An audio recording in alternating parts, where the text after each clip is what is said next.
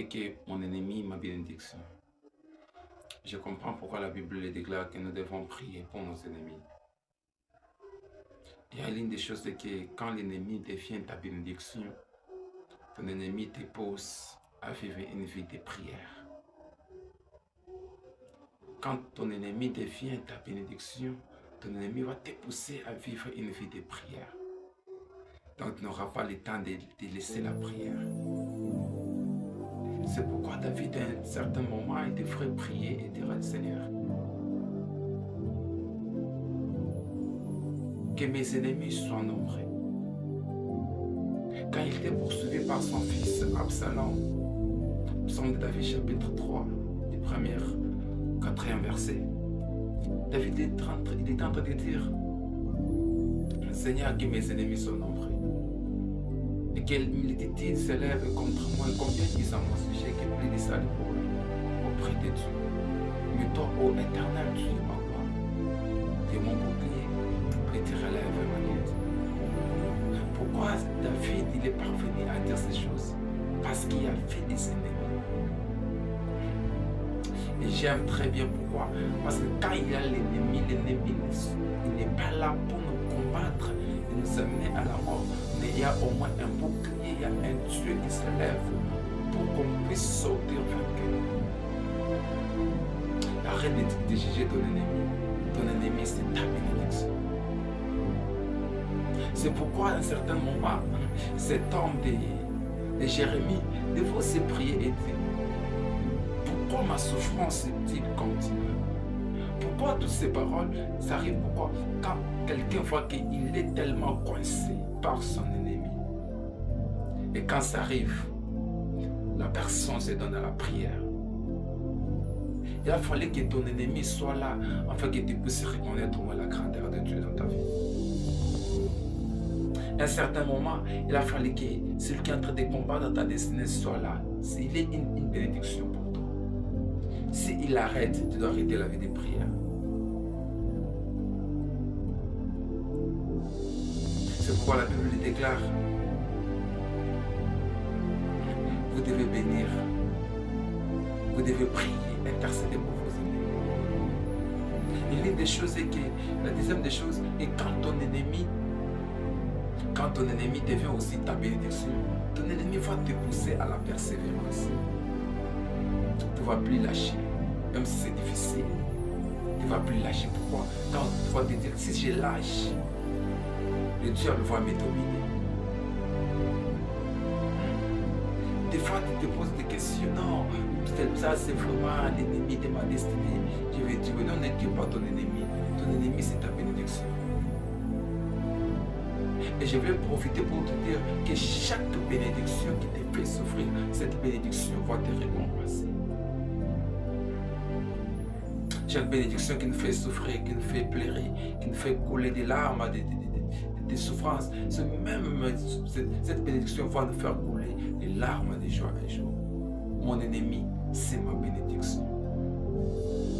Si je suis là où je suis jusqu'à maintenant, c'est grâce à mes ennemis.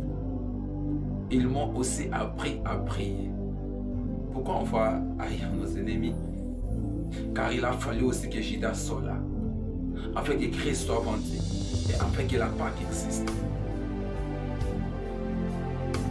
Il a fallu que certaines personnes puissent crier et dire tu es Jésus laissé par Barnabas.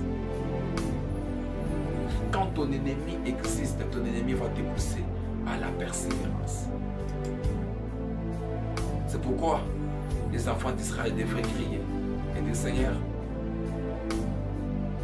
écoute les cris qui nous fait pousser les oppressés.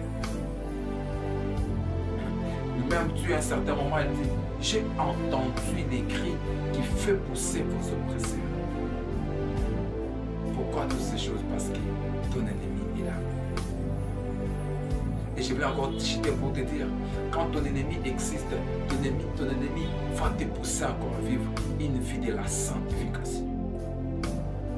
Car tu sais très bien que non, demain tu vas prêcher.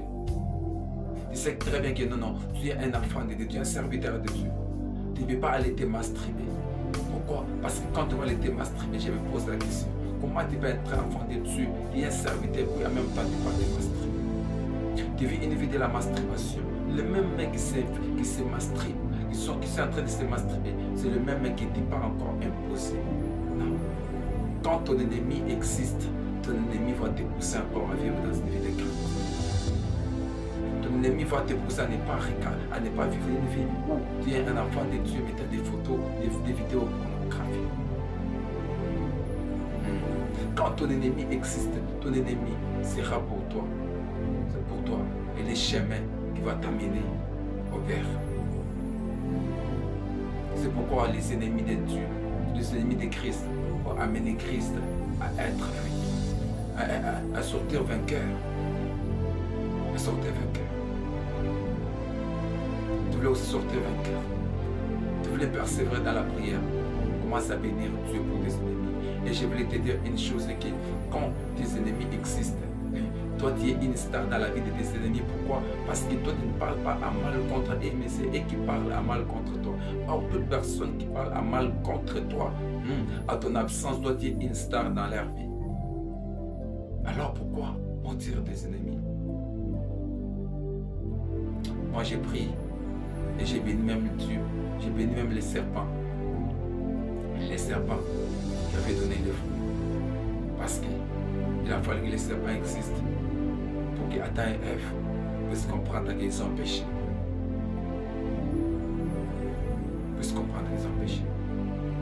Ton ennemi, c'est ta bénédiction.